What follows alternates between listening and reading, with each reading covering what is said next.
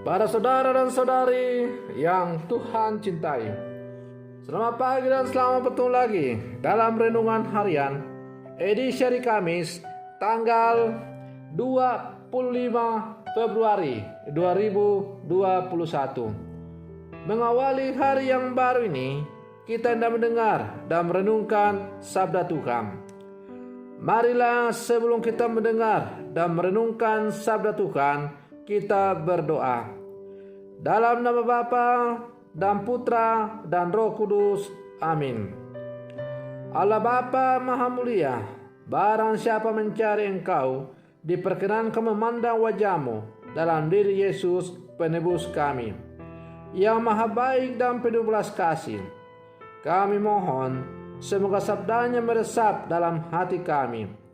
Bersabdalah ya Tuhan, kami siap untuk mendengarkan.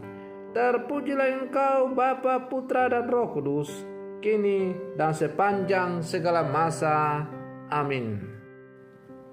Para saudara dan saudari yang Tuhan cintai, sabda Tuhan yang hendak kita dengar dan kita renungkan untuk mengawali hari yang baru ini, hari Kamis tanggal 25 Februari 2021. Hari Kamis dalam masa Prapaskah pertama, diambil dari Injil Matius pasal 7 ayat 7 sampai 12. Tuhan sertamu. Inilah Injil Tuhan kita Yesus Kristus menurut Santo Matius. Dalam khotbah di bukit, Yesus berkata kepada murid-muridnya, "Mintalah, maka akan diberikan kepadamu. Carilah, maka kamu akan mendapat. Ketoklah, maka pintu akan dibukakan bagimu. Karena setiap orang yang meminta, menerima, dan setiap orang yang mencari, mendapat. Dan setiap orang yang mengetok, baginya pintu dibukakan. Adakah seorang daripadamu yang memberi batu kepada anaknya jika ia meminta roti? Atau memberi ular jika ia meminta ikan? Jadi, jika kamu yang jahat tahu memberi pemberian yang baik kepada anak-anakmu, apalagi Bapamu yang di surga, Ia akan memberikan yang baik kepadamu yang meminta kepadanya. Segala sesuatu yang kamu minta supaya orang perbuat kepadamu, perbuatlah demikian juga kepada mereka. Itulah isi seluruh hukum Taurat dan kitab para nabi." Demikianlah Injil Tuhan. Para saudara dan saudari yang Tuhan cintai, berdoa dengan benar saja ternyata tidak cukup. Sekalipun doa yang diucapkan ringkas dan sederhana, tidak berarti bahwa Tuhan lekas mengabulkannya. Yesus justru menyingkapkan rahasia lain mengenai hidup doa. Doa tidak saja diucapkan dengan ringkas, tetapi sekaligus juga diupayakan dengan tekun. Dalam Injil hari ini, Yesus mengajar tentang semangat sebuah doa.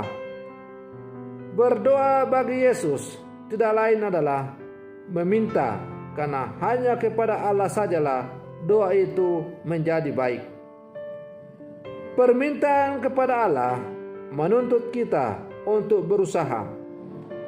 Allah bagaikan seorang ayah, bahkan melebihi seorang ayah. Ia yang paling tahu apa yang kita butuhkan. Di hadapan Allah yang demikian, seorang murid berdoa dan terus-menerus meminta. Para saudara dan saudari yang Tuhan cintai, doa yang tiada henti-henti dan memakan waktu yang lama baru Tuhan mengabulkan apa yang diminta. Bisa kita lihat contoh dari Ibu Monica, ibu dari Santo Agustinus. Berpuluh-puluh tahun, puluhan tahun lamanya, Santa Monica terus berdoa tiada henti-hentinya kepada Tuhan, meminta supaya anaknya Agustinus bertobat dan kembali ke jalan yang benar.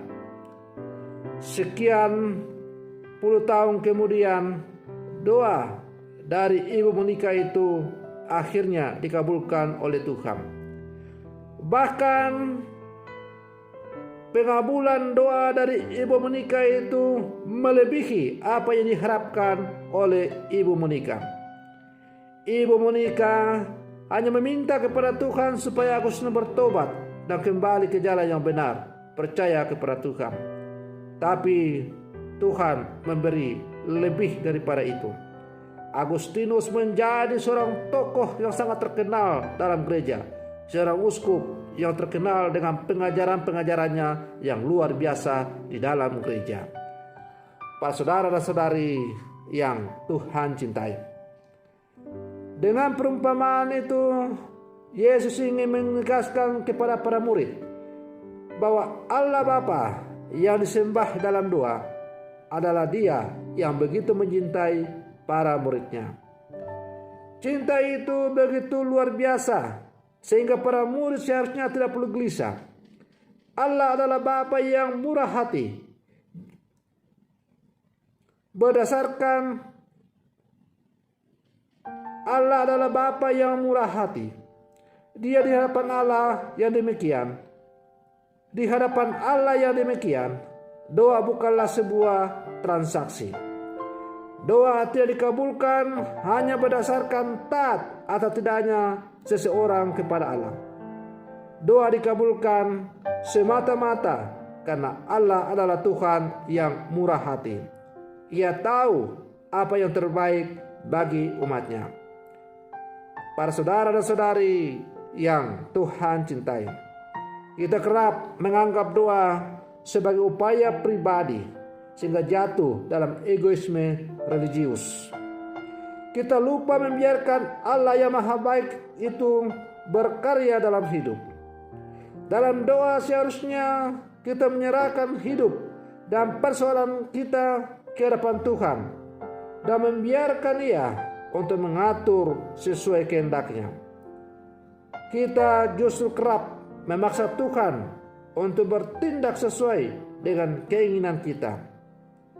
Ketika doa kita tampak tidak dikabulkan Tuhan, mungkin baiknya kita merenungkan demikian. Jangan-jangan yang kita minta bukanlah kehendak dari Tuhan.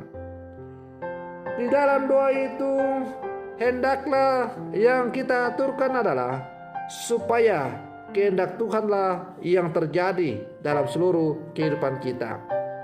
Sebagaimana ketika Yesus berdoa di Taman Zaitun, Ia berdoa, "Ya Bapa, jikalau boleh piala ini berlalu daripadaku, tetapi janganlah apa yang Aku kehendaki, tapi jadilah saja apa yang Engkau kehendaki." Yesus menghendaki agar kehendak Bapanya yang terjadi dalam hidupnya. Para saudara dan saudari yang Tuhan cintai, sebagai murid-murid Yesus yang hidup di zaman sekarang, kita pun hendaknya berdoa demikian, bahwa kita memohon supaya kehendak Tuhanlah yang terjadi dalam seluruh kehidupan kita. Dan supaya kehendak Tuhan itu yang terjadi dalam hidup kita, maka kita harus memohonkan terus-menerus, berdoa kepada Allah, memohon terus-menerus supaya kehendaknya terjadi dalam seluruh kehidupan kita.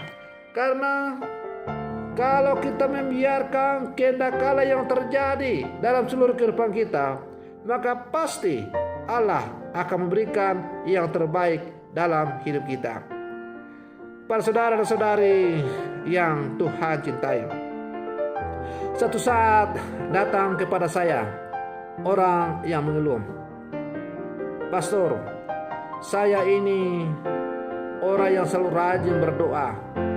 Hampir tiada hari saya berdoa kepada Tuhan, tapi Tuhan belum mengabulkan doa saya. Sementara tetangga saya itu hanya berdoa kadang-kadang saja, tapi Tuhan mengabulkan apa yang ia inginkan.